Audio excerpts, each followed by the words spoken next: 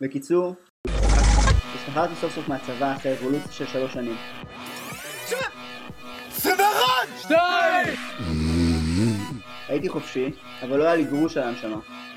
אז גידלתי שיער, ועבדתי במועדפת במלצרות ובתחנת דלק.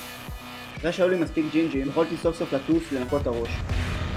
התלבטתי אם להיזרק או לתרק, אז טסתי להודו ונפאל. הצעתי מראש שאין מצב שאני מטייל עם ישראלים. אין מצב שאני מטייל עם ישראלים. תכלס, לא היה רגע שהייתי בלי ישראלים.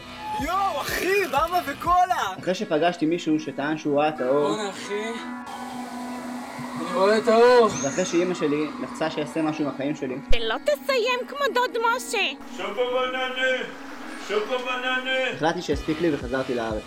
חרשתי בלי הפסקה לפסיכומטרי ונרשמתי ללימודים. עשיתי מועדי א', מועדי ב', מילואים, מועדי ג', נגמר סמסטר א', התחיל סמסטר ב'. שמעתי ידידה שלי מספרת על תוכנית שהשתתפה בה בקיץ האחרון. היה מדהים. תכלס, זה נשמע מעניין. תפסתי אותה ושאלתי על התוכנית.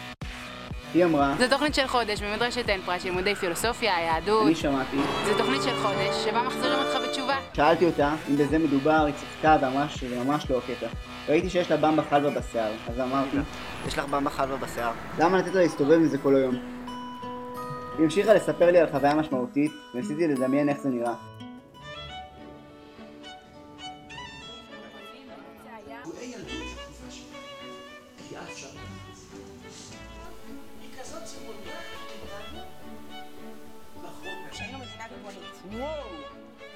היא נתנה לי את המספר של סיני, זאת שאחראית שם. התקשרתי אליה והיא הזמינה אותי ליום היכרות.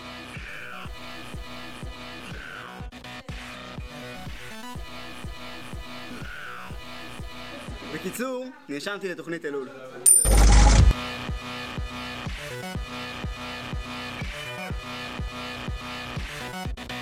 שוקו בננה! שוקו בננה! אבא?